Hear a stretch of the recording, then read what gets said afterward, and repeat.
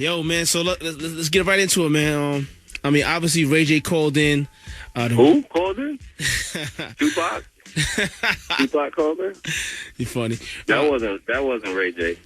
You can't be serious. That wasn't Ray J. That wasn't him. That wasn't Willie Norwood Jr. That wasn't him. That wasn't Brandy Brother. So that wasn't Mo to the E to the that little nigga from that show. That wasn't that nigga, man. So he called into the morning show today, and obviously you heard what happened, man.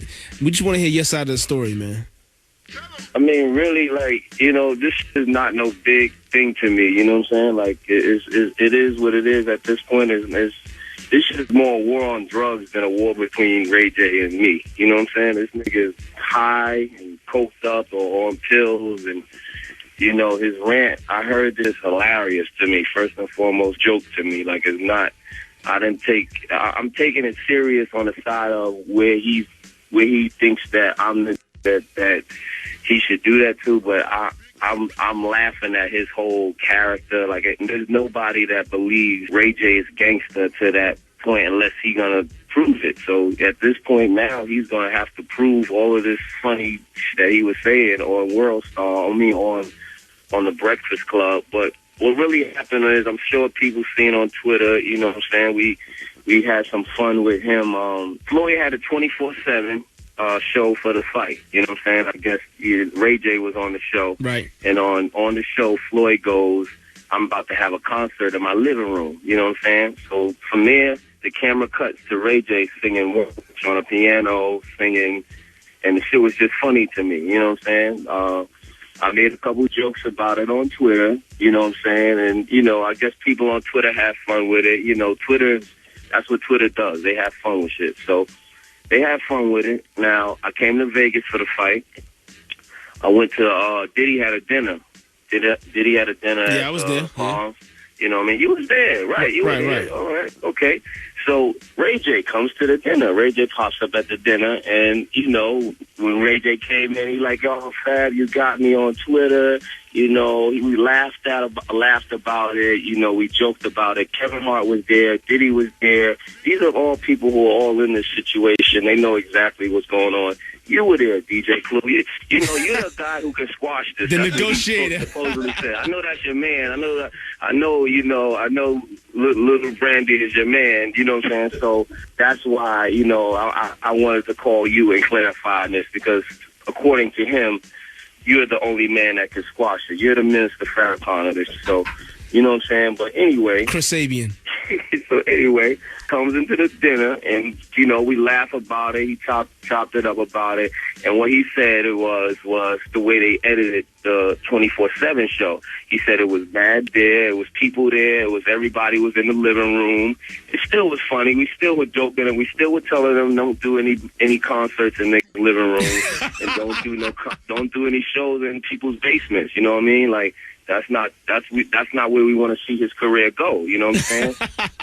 So we all laughed about that, joked about it. He was cool. He sat down. He ate some chicken. You know what I'm saying? Everything was cool. Everything water under the bridge.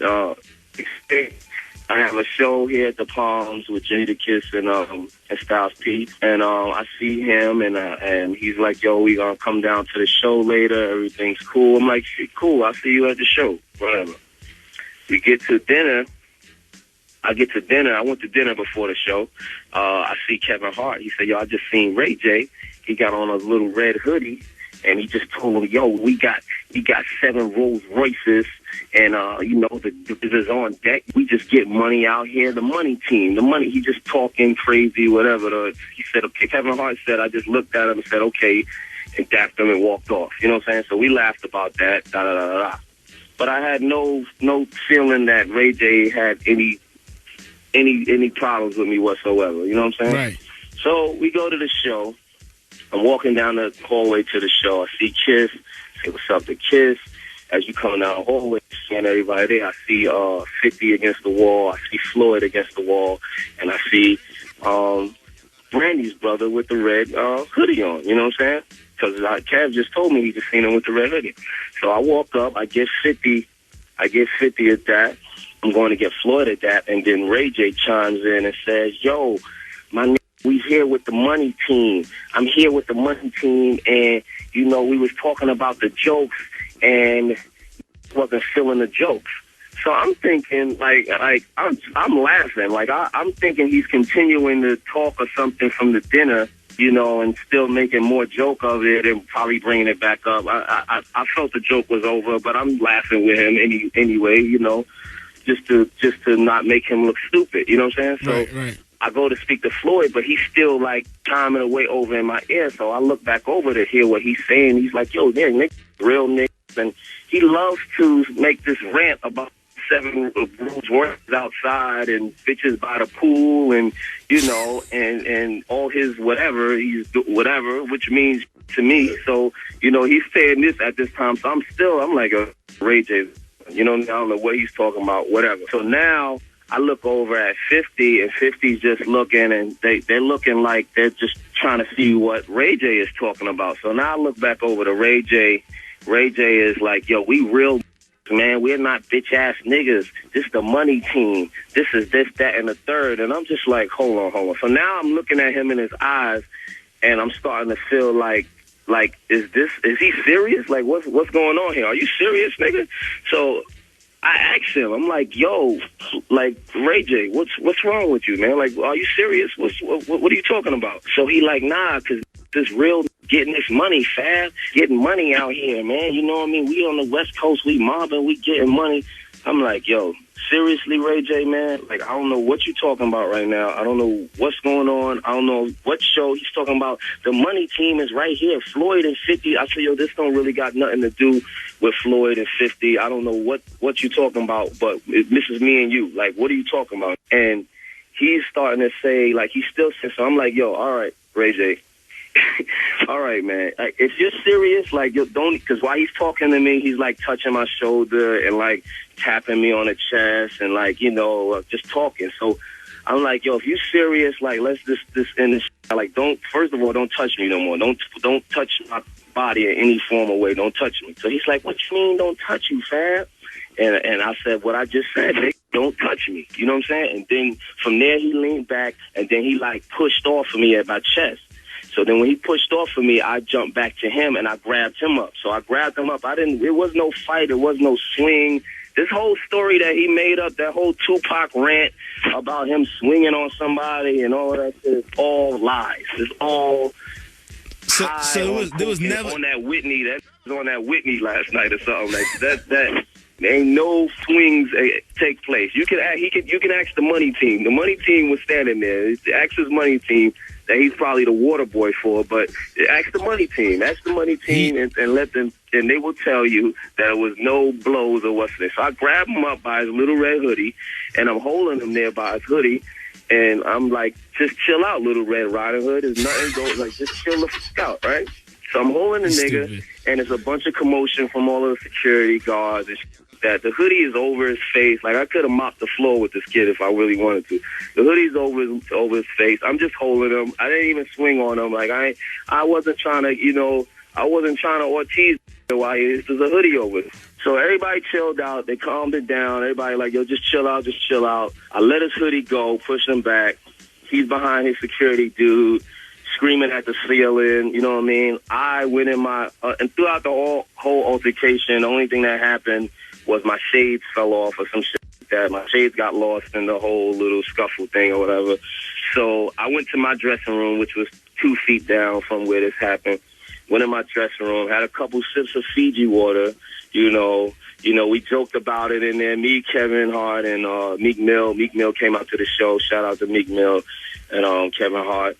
You know what I'm saying? We joked about it for a little bit. I went on stage maybe about 10 minutes after that, did my show. I actually did a show with no shades on. Like, I didn't, that was crowd crazy. didn't even know none of that happened, but I never performed without my shades. Yeah, so that was crazy. just that I didn't have no shades, I just performed. So if anybody he told the Breakfast Club that my face is up and there's nothing wrong with my face. Unless I got a great plastic surgeon who worked in the last hour or so, like who can work in that quick of time, there's nothing wrong with my face. You know what I'm saying? He didn't swing. It's not happening. Ray J is not swinging.